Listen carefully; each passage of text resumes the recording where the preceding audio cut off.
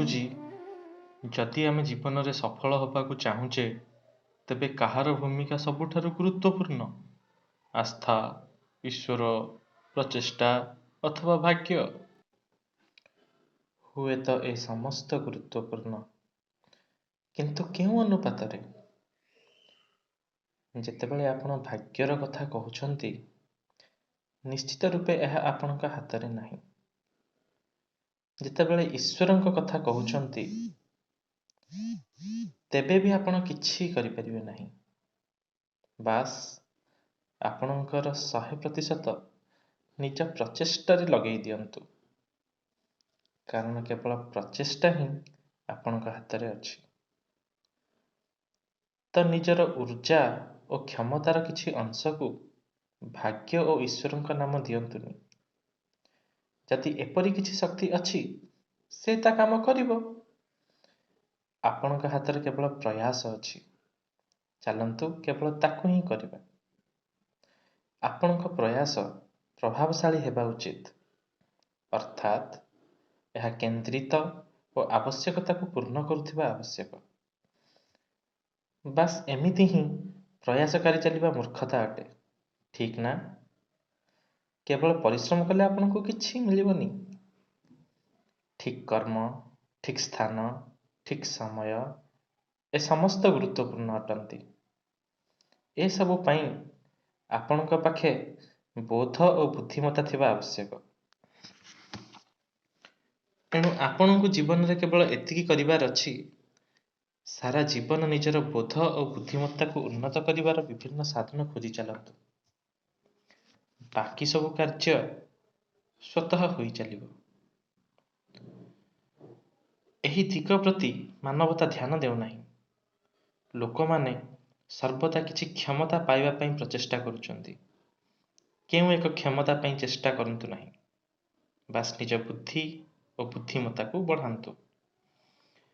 ତାପରେ ଜୀବନରେ କାହା ସାଙ୍ଗେ ବି ସାମ୍ନା ହେଉ। ଧରି ନିଅନ୍ତୁ, ଦୁନିଆରେ ସର୍ବଦା ଏମିତି ଘଟେ। ଜୀବନରେ ସମସ୍ତେ ଡାକ୍ତର ହେବାକୁ ଚାହାନ୍ତି। ଆଜିକାଲି ନହେଲେ ବି 25 ବର୍ଷ ପୂର୍ବରୁ ଏମିତି ଘଟୁଥିଲା। ପାଠ ଅର୍ଥାତ୍ ସର୍ବପ୍ରଥମେ ଡାକ୍ତରୀ ପାଠ। ଯଦି ସିଟ୍ ନ ମିଳିଲା, ତେବେ ଇଞ୍ଜିନିୟରିଂ। ମାନି ନିଅନ୍ତୁ ଆପଣ ଡାକ୍ତର ହୋଇ ବି ଗଲେ, କିନ୍ତୁ ଲୋକମାନେ ଯୋଗ କରିବା ଆରମ୍ଭ କରିଦେଲେ ଓ ଡାକ୍ତର ପାଖକୁ ଯିବା ବନ୍ଦ କରିଦେଲେ। ତାପରେ ଡାକ୍ତରୀ ଆଉ ଅର୍ଥ ଉପାର୍ଜନର ଭଲ ମାଧ୍ୟମ ହୋଇ ରହିବ ନାହିଁ। କାରଣ ଏମିତି ବହୁତ କମ୍ ଡାକ୍ତର ଅଛନ୍ତି ଯେ ବାସ୍ତବରେ ଡାକ୍ତର ହେବା ପାଇଁ ପାଠ ପଢ଼ନ୍ତି। ବାକି ଲୋକ କେବଳ ପଇସା ରୋଜଗାର ପାଇଁ ଡାକ୍ତର ହେଇଥାନ୍ତି। ଏହାର ଅନ୍ୟ ଦିଗ ଗୁଡ଼ିକୁ ମୁଁ ଯାଉନାହିଁ, କିନ୍ତୁ ଏହା ମୋ ପାଇଁ ଏକ ଚିନ୍ତାଜନକ କଥା। କିଛି ଲୋକ ପ୍ରକୃତରେ ମନୁଷ୍ୟତନ୍ତ୍ରକୁ ବୁଝି ସେବା କରିବାକୁ ଚାହାନ୍ତି। ଏହା ବହୁତ ଭଲ କଥା।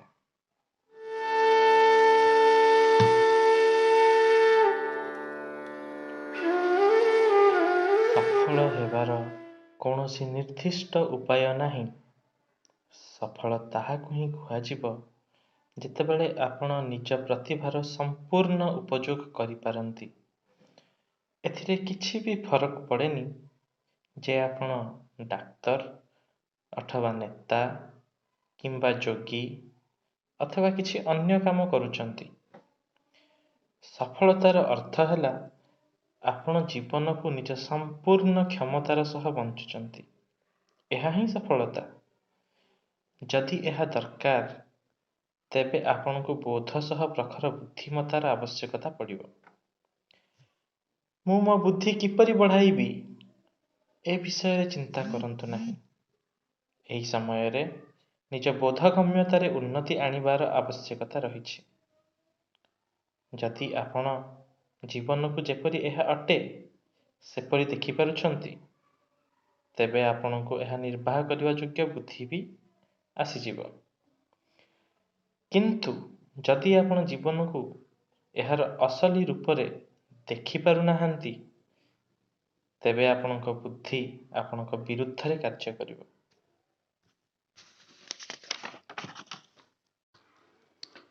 ଏ ଦୁନିଆର ଅଧିକତମ ବୁଦ୍ଧିମାନ ବ୍ୟକ୍ତି ସାଧାରଣତଃ ଦୁନିଆର ଅଧିକ ଦୁଃଖୀ ଲୋକଙ୍କ ଭିତରେ ପରିଗଣିତ। କାରଣ ସେମାନଙ୍କ ପାଖରେ ପ୍ରଖର ବୁଦ୍ଧିମତ୍ତା ତ ଅଛି, କିନ୍ତୁ ସେମାନେ ଜୀବନକୁ ଏହାର ଅସଲ ସ୍ୱରୂପରେ ଦେଖିପାରି ନାହାନ୍ତି। ତେଣୁ ଏକ ଗୁରୁତ୍ୱପୂର୍ଣ୍ଣ କଥା ଯାହାକୁ ଲୋକମାନେ ଧ୍ୟାନ ଦେଇନାହାନ୍ତି, ତାହା ହେଲା ନିଜ ବୋଧ ଶକ୍ତିକୁ ଉନ୍ନତ କରିବା। ସେମାନେ ମନକୁ ବିସ୍ତାର କରିବାକୁ ଚେଷ୍ଟିତ, କିନ୍ତୁ ମନର ଏତେ କିଛି ଗୁରୁତ୍ୱ ନାହିଁ। ଏହା ସେମାନଙ୍କୁ କେବଳ ସାମାଜିକ ଭାବରେ ସଫଳ କରିପାରେ, କିନ୍ତୁ ପ୍ରକୃତରେ ସଫଳ ନୁହେଁ। ଯଦି ପ୍ରକୃତ ସଫଳତା ଚାହୁଁଛନ୍ତି, ପ୍ରତ୍ୟେକ ଜିନିଷକୁ ସେପରି ଦେଖିବାକୁ ଚେଷ୍ଟା କରନ୍ତୁ ଯେପରି ତାହା ଅଟେ। କୌଣସି ପ୍ରକାର ବିକୃତିକୁ ବାଦ ଦେଇ ଦେଖିବାକୁ ହେବ। ଯଦି ଆପଣ ପ୍ରତ୍ୟେକ ବସ୍ତୁକୁ ଏହାର ଅସଲ ରୂପରେ ଦେଖିବା ଶିଖିଗଲେ, ତେବେ ଜୀବନ ଏକ ଖେଳ ହୋଇଯିବ।